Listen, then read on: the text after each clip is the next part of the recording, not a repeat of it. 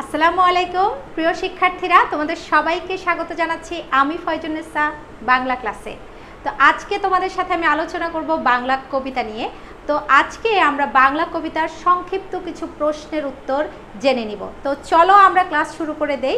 আজকে আমরা শুরু করব বাংলা প্রথম পত্রের কবিতার সংক্ষিপ্ত কিছু প্রশ্ন এবং উত্তর নিয়ে। এগুলো কিন্তু আমাদের পরীক্ষার জন্য খুবই গুরুত্বপূর্ণ এবং এগুলো থেকে এমসিকিউ আসে, এগুলো থেকে জ্ঞানমূলক প্রশ্ন আসে। এগুলো যে শুধু আমাদের পরীক্ষা এইচএসসি পরীক্ষার জন্য ইম্পর্টেন্ট তা কিন্তু না, এগুলো আমাদের অ্যাডমিশন টেস্টের জন্য খুব গুরুত্বপূর্ণ। তা আমি চিন্তা করে দেখলাম এগুলো তোমাদের জানাটা খুব জরুরি। তো আমি কথা না বাড়িয়ে চলো ক্লাসে প্রবেশ করি। আমরা চলে যাচ্ছি পরের স্লাইডে। আমাদের কবিতার নাম হচ্ছে সাম্যবাদী। এটি কিন্তু খুব গুরুত্বপূর্ণ একটি কবিতা তোমাদের জন্য। এটি হচ্ছে কাজী নজরুল ইসলামের লেখা সাম্যবাদী। এটির মূল বিষয়টা হচ্ছে অসাম্প্রদায়িকতা। আমি এখানে বিষয় লিখে রেখেছি, কিন্তু এটির মূল বিষয়টা হচ্ছে অসাম্প্রদায়িকতা, অর্থাৎ মানুষে কোনো ভেদাভেদ নেই। মানুষের মধ্যে মানুষের জন্য সবার উপরে মানুষ সত্য, এই কথাটি এই কবিতার মধ্যে মূল উপপাদ্য বিষয় হিসেবে দাঁড়িয়েছে। তো আমরা চলে যাচ্ছি আমাদের দেখো প্রথম প্রশ্নে, সাম্যবাদী কবিতার চরণ সংখ্যা কত?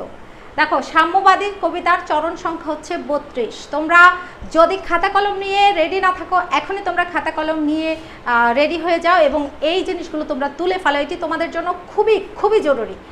তো পরের প্রশ্নটা দেখো, কবি কিসের গান গায়? কবি হচ্ছে সাম্যের গান গায়। 3 নম্বর প্রশ্ন দেখো, কবি পুঁথি ও কেতাব বহন করতে বলেন কোথায়? সেটি হচ্ছে পেটে, পিঠে, কাঁধে, মগজে।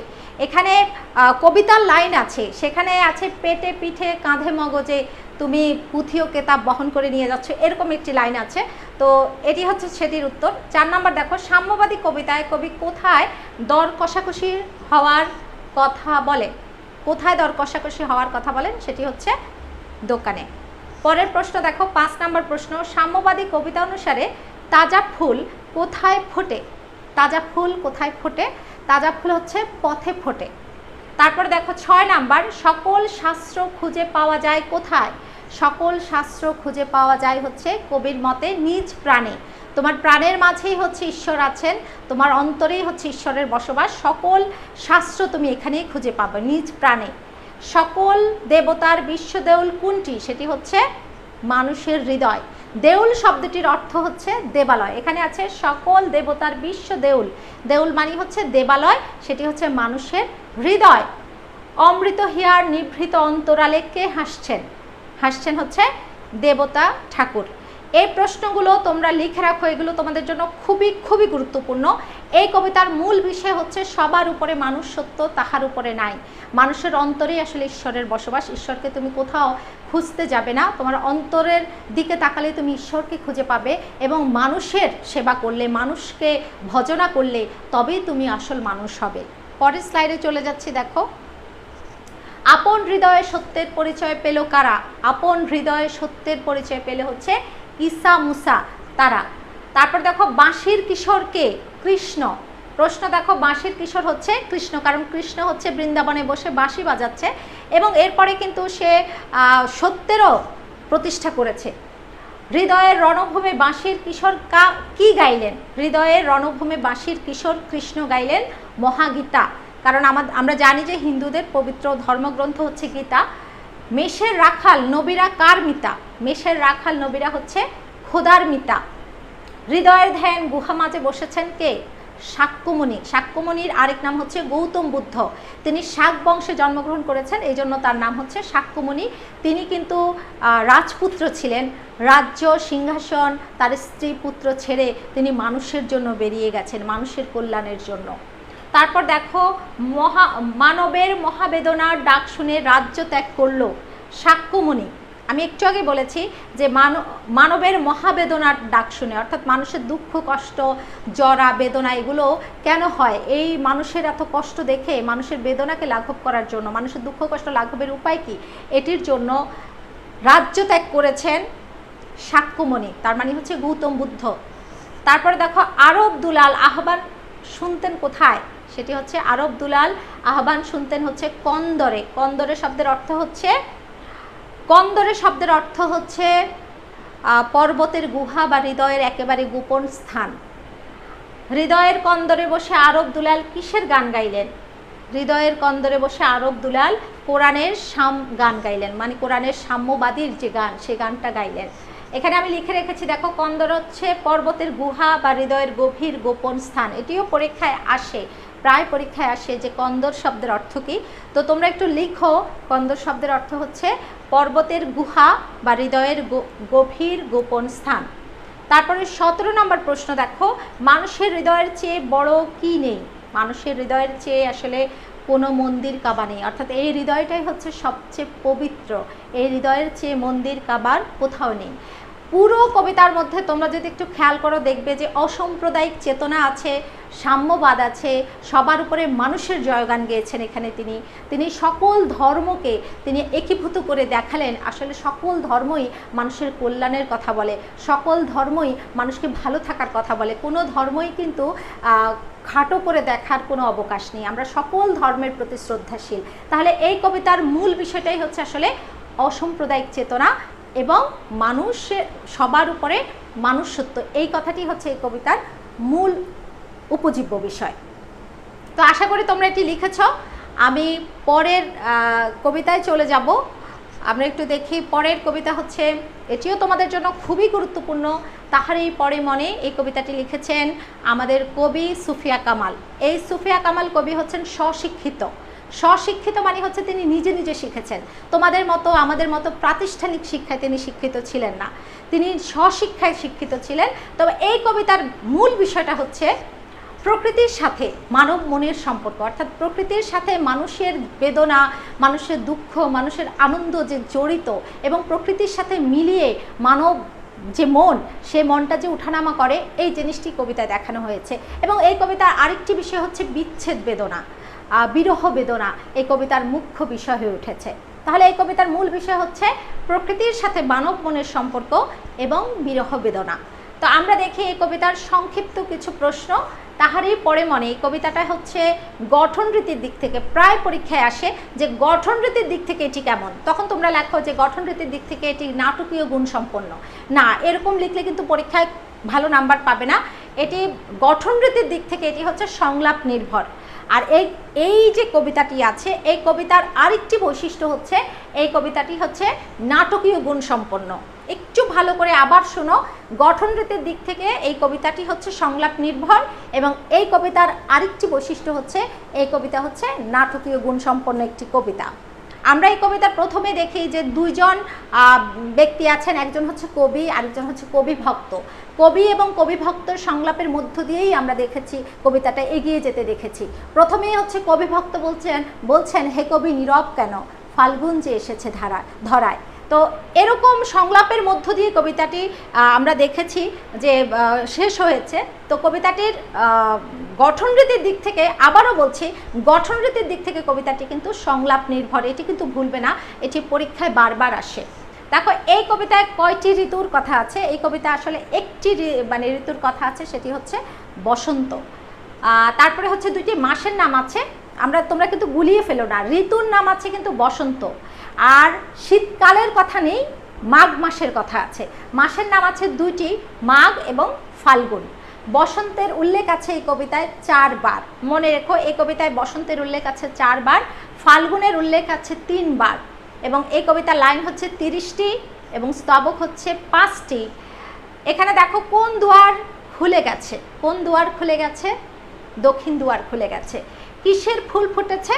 বাতাবি লেবুর ফুল ফুটেছে।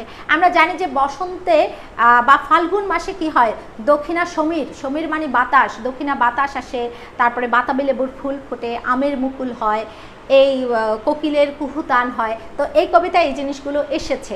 তোমরা এখনও যদি কেউ খাতা কলম নিয়ে রেডি না থাকো, তোমরা এখনই খাতা কলম নিয়ে এগুলো লিখে ফেলো। এগুলো কিন্তু তোমাদের জন্য খুব গুরুত্বপূর্ণ।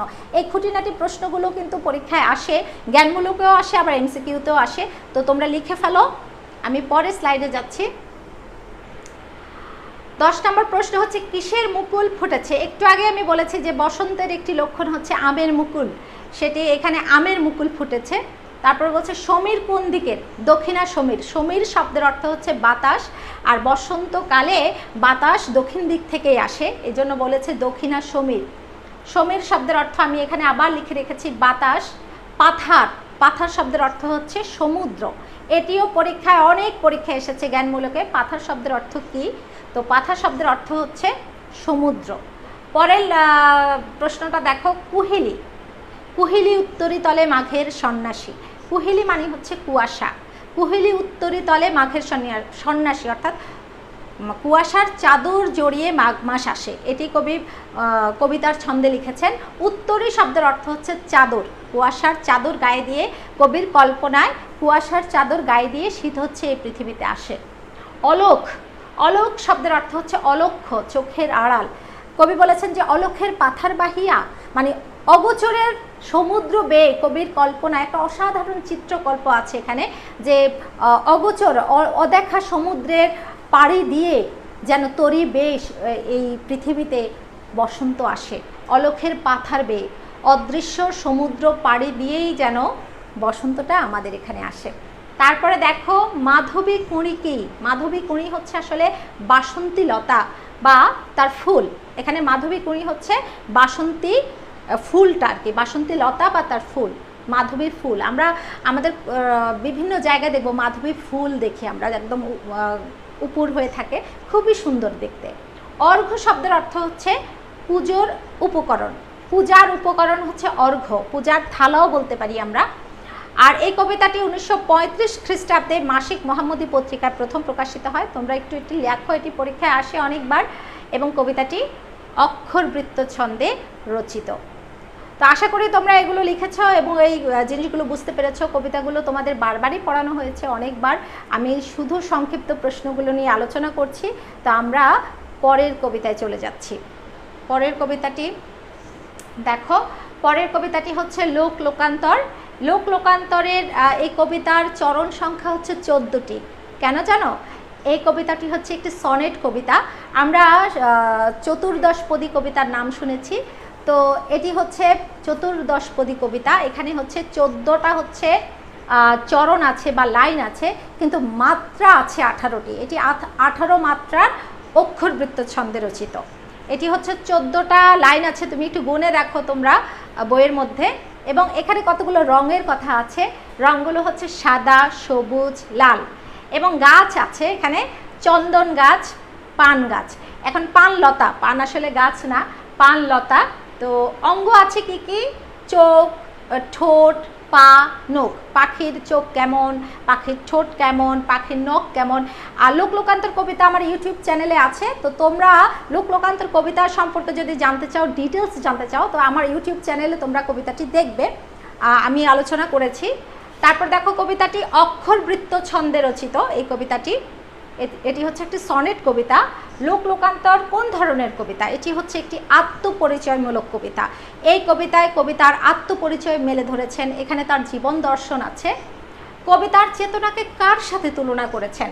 কবিতার চেতনাকে একটি সাদা সত্যিকার পাখির সাথে তুলনা করেছেন। তারপর দেখো কবির চেতনারূপ পাখিটি কোথায় বসে আছে? কবির চেতনারূপ পাখিটি বসে আছে সবুজ অরণ্যে, এবং সেটি হচ্ছে কোথায়? চন্দনের ডালে। বনচারী, বনচারী বাতাসের তালে দোল খায় কি? বনচারী বাতাসের তালে দোল খায় হচ্ছে বন্য পানলতা। পাখিটির ঠোঁট কিসে মাখামাখি হয়ে আছে? পাখিটির ঠোঁট মাখামাখি হয়ে আছে সুগন্ধ পরাগে। যদি পরীক্ষায় আসে সুগন্ধ পরাগ এই কবিতায় কি হিসেবে ব্যবহৃত হয়েছে, বা সুগন্ধ পরাগ বলতে এই কবিতায় কি বোঝানো হয়েছে, তাহলে তুমি লিখবে সুগন্ধ পরাগ বলতে এই কবিতায় কবির কাব্য ভাষাকে বোঝানো হয়েছে। এরকমও প্রশ্ন পরীক্ষায় আসে। তো তোমরা এগুলো লেখো। পাখিটির ঠোঁট কিসে মাখামাখি হয়ে আছে? পাখিটির ঠোঁট হচ্ছে সুগন্ধ পরাগে মাখামাখি হয়ে আছে। তো আমরা আশা করি লিখেছো তোমরা এগুলো। আমরা পরের স্লাইডে যাচ্ছি। দেখো লোক লোকান্তর কবিতারই আরেকটি প্রশ্ন হচ্ছে, পাখিটির দুটি চোখের কোটরে কিসের রং আছে? পাখিটির চোখের কোটরে আছে কাটা সুপারির রং। তারপর দেখো পাখিটির পায়ের রং কেমন? পাখিটির পায়ের রং হচ্ছে সবুজ। পাখিটির নখের রং কেমন? পাখিটির নখের রং হচ্ছে তীব্র লাল। এবং কবির তন্ত্রে মন্ত্রে কি ভরে আছে? কবির তন্ত্রে মন্ত্রে চন্দনের ডাল, যেন তার তন্ত্রে মন্ত্রে ভরে আছে চন্দনের ডাল, এরকম কবিতার লাইন। তো কবিতাটি তোমরা আসলে বারবার পড়বে। বারবার পড়লে, কবিতাগুলো বারবার পড়লে এই ধরনের প্রশ্ন যেখান থেকেই আসুক সেখান থেকে তুমি অ্যান্সার করতে পারবে, তোমাকে আলাদা করে মুখস্থ করতে হবে না। রাতের বেলা যখন শুয়ে থাকো বসে বসে ফেসবুকিং না করে বসে বসে কবিতাগুলো পড়তে পারো। তারপরে দেখো, কবির মতে চেতনার মণি উজ্জ্বল হলে কি কেটে যাবে বা ছিঁড়ে যাবে?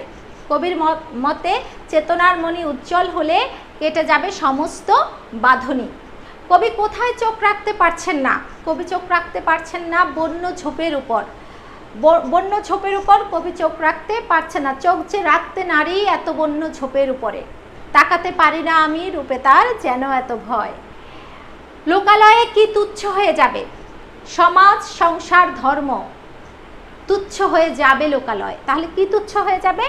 সংসার, সমাজ, ধর্ম, লোকালয়। লোকান্তর কবিতায় কবি স্তব্ধ হয়ে কি শুনেন? লোকান্তর কবিতায় কবি স্তব্ধ হয়ে শুনেন আহত কবির গান। লোক থেকে লোকান্তরে আমি যেন স্তব্ধ হয়ে শুনি আহত কবির গান। কবিতার আসন্ন বিজয়, এই হচ্ছে কবিতাটি। কবির মতে কোনটির বিজয় আসন্ন? কবির মতে কবিতার বিজয় আসন্ন। লোকান্তর শব্দের অর্থ হচ্ছে পরকাল, বা এই কবিতায় হচ্ছে লোকান্তর আসলে অন্য জগৎ। কবির কাব্য জগৎ, ভিন্ন একটি জগৎকে কবি এখানে বুঝিয়েছেন। অন্য জগৎ অর্থে এই কবিতায় ব্যবহৃত হয়েছে লোকান্তর। তো এই কবিতা নিয়ে আমার একটি ক্লাস আছে ইউটিউবে, তোমরা যদি চাও তাও তোমরা দেখে নিতে পারো। আমার ইউটিউব চ্যানেলে খুব সুন্দরভাবে আমি প্রত্যেকটা লাইন ধরে ধরে ব্যাখ্যা করেছি। তো তোমরা এই জিনিসটা একটু ভালো করে খেয়াল রাখবে, কারণ এটি তোমাদের জন্য খুবই গুরুত্বপূর্ণ একটি কবিতা। এটি কবির আত্মদর্শন আছে, আত্মপরিচয়মূলক একটি কবিতা। পরের কবিতায় চলে যাচ্ছি, আরেকটি গুরুত্বপূর্ণ কবিতা তোমাদের, রক্তে আমার অনাদি অস্থি। এই কবিতাটি লিখেছেন কবি দিলওয়ার। এই কবিতাটির মূল বিষয় হচ্ছে আসলে দেশপ্রেম, তারপরে হচ্ছে স্বদেশ প্রেম বা দেশের প্রতি মমতা, দেশের প্রতি ভালোবাসা, গণমানুষের কল্যাণ করা, হ্যাঁ, বাঙালি জাতিসত্তার পরিচয়, এটি হচ্ছে কবিতার বিষয়। মূল বিষয় হচ্ছে আসলে দেশপ্রেম, বাঙালি জাতিসত্তা, বাঙালি যে হার মানা জাতি না, বাঙালি যে হার মানতে জানে না, এটি হচ্ছে এই কবিতার মূল বিষয়। তো এই কবিতার চরণ আছে কয়টি? 24টি। এই কবিতায় অনেকগুলো নদীর কথা আছে। এই কবিতায় নদীমাতৃক বাংলাদেশের বন্দনা করা হয়েছে। তো এই কবিতার মধ্যে আমরা 6টি নদীর কথা পাই, আর এখানে সাগরের নাম আছে, সে সাগরের নাম হচ্ছে বঙ্গোপসাগর। আর কবিতাটি কবি উৎসর্গ করেছেন কবির চৌধুরীকে। এখানে চৌধুরী একটু রস্যুকা দিতে আমি ভুলে গেছি। কবির চৌধুরীকে এটি উৎসর্গ করেছেন। আমরা জানি যে কবির চৌধুরী হচ্ছে বিখ্যাত নাট্যকার মুনির চৌধুরীর ভাই। আমরা রক্তাক্ত প্রান্তর একটি নাটক পড়াতাম, সে রক্তাক্ত প্রান্ত লিখেছিলেন মুনির চৌধুরী। তো এই মুনির চৌধুরীর ভাই হচ্ছে কবির চৌধুরী। মুনির চৌধুরী আমাদের বাংলা ডিপার্টমেন্টের শিক্ষক ছিলেন, কিন্তু তাকে আমাদের স্বাধীনতার মাত্র 2 দিন আগে 14 ডিসেম্বর তাকে ধরে নিয়ে তাকে হত্যা করা হয়। শহীদ বুদ্ধিজীবী তিনি মুনির চৌধুরী। তারপরের প্রশ্নে আমি চলে যাচ্ছি, কবি কার যৌবন চান? কবি কার কাছে যৌবন চান? কবি পদ্মার কাছে যৌবন চান। প্রথম যে কবিতার লাইন ছিল, পদ্মা তোমার যৌবন চাই, যমুনা তোমার প্রেম, সুরমা তোমার কাজল বুকের পলিতে গলিত হেম। তো কবি যৌবন চাচ্ছেন পদ্মার কাছে, কবি প্রেম চাচ্ছেন, আমি বলেই দিয়েছি, সুরমার কাছে। আর সুরমা নদীর পলিকে কবি বলেছেন গলিত হেম। হেম শব্দের অর্থ হচ্ছে সোনা, অর্থাৎ সুরমার যে পলিমাটি, সেই পলিমাটিকে তিনি বলেছেন যেন গলিত সোনা মিশ্রিত, কারণ এই পলিমাটিতেই সোনার ফসল ফলে, সোনালি রঙের ফসল ফলে। এই কারণে তিনি বলেছেন যে এই সুরমা নদীর যে পলি, সে পলি হচ্ছে গলিত হেম। হেম শব্দের অর্থ হচ্ছে সুবর্ণ বা সোনা। আর কাজল বুক হচ্ছে কোন নদীর? কাজল বুক হচ্ছে সুরমা নদীর। সুরমা নদীর হচ্ছে কাজল বুক। তারপরে দেখো পরের স্লাইডে যাচ্ছি। কবিতা উল্লিখিত গণমানবের তুলি কে? কবিতা উল্লিখিত গণমানবের তুলি হচ্ছেন কবি নিজে, কারণ তিনি মানুষের তুলি হয়ে, মানে মানুষের কথকতা, মানুষের দুঃখ যন্ত্রণা, প্রান্তিক মানুষের দুঃখ বেদনা তার কবিতায় তুলে এনেছেন। এ কারণে তিনি বলেছেন যে আমি নিজে গণমানবের তুলি।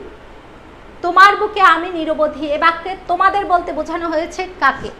তোমাদের বলতে এখানে বোঝানো হয়েছে নদীকে। তোমাদের বুকে আমি নিরবধি, অর্থাৎ তোমাদের বলতে এখানে কবি নদীকে বুঝিয়েছেন। কবির মতে চারিদিকে কি খেলা করে? কবির মতে চারিদিকে বিচিত্র রং খেলা করে, কত বিচিত্র জীবনের রং চারিদিকে করে খেলা, মুগ্ধ মরণ বাঁকে বাঁকে ঘুরে কাটায় মারণ বেলা। কবিতাটি আমি তোমাদের পড়াতে পড়াতে মুখস্থ হয়ে গেছে, তো তোমরা বারবার করে পড়বে, তাহলে খুঁটিনাটি এই প্রশ্নগুলোর অ্যান্সার তোমরা দিতে পারবে। কোনটি বাঁকে বাঁকে ঘুরে? মুগ্ধ মরণ, একটু আগে আমি বলেছি মুগ্ধ মরণ বাঁকে বাঁকে ঘুরে। কবি দিলওয়ার তার প্রাণ স্বপ্নকে কোথায় রেখেছেন? রেখেছি আমার প্রাণ স্বপ্নকে বঙ্গোপসাগরেই, ভয়াল ঘূর্ণি সে আমার ক্রোধ, উপমা যে তার নেই। কবিতার ভাষায় বলে দিলাম, তিনি তার প্রাণ স্বপ্নকে আমানত রেখেছেন বঙ্গোপসাগরে। কবির ক্রোধকে তুলনা করেন ভয়াল ঘূর্ণির সাথে, ভয়াল ঘূর্ণির সাথে তিনি তার ক্রোধকে তুলনা করেছেন।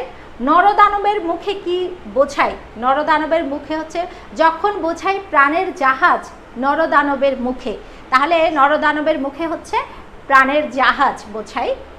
অস্থি শব্দটির অর্থ হচ্ছে হাড়, অস্থি শব্দটির অর্থ হচ্ছে হাড়। তো তোমরা আশা করি এগুলো লিখেছ। আমাদের কবিতার প্রথমেই অনেকগুলো নদীর কথা আছে, আমি আবার একটু রিপিট করছি। কবি পদ্মার কাছে প্রেম চাচ্ছেন, পদ্মার কাছে তারুণ্য চাচ্ছেন, যৌবন চাচ্ছেন, আর যমুনার কাছে তিনি চাচ্ছেন প্রেম। আর সুরমা তোমার কাজল বুকের পলিতে গলিতে হ্যাম, অর্থাৎ সুরমাকে তিনি মায়াময়ী মাতৃরূপে তিনি কল্পনা করেছেন। তো কবিতাটি তোমরা পড়বে, আশা করি তোমরা এতটুকু বুঝতে পেরেছ। আমি আজকে এটুকুই তোমাদের করাবো ক্লাসে, বাকি ক্লাসে তোমাদের সাথে দেখা হবে অন্যান্য ক্লাসে। আমি অন্য কবিতাগুলো নিয়ে হাজির হব। তো সে পর্যন্ত তোমরা ভালো থাকো। তোমাদেরকে অসংখ্য ধন্যবাদ আমার ক্লাসটা তোমরা মনোযোগ দিয়ে করার জন্য।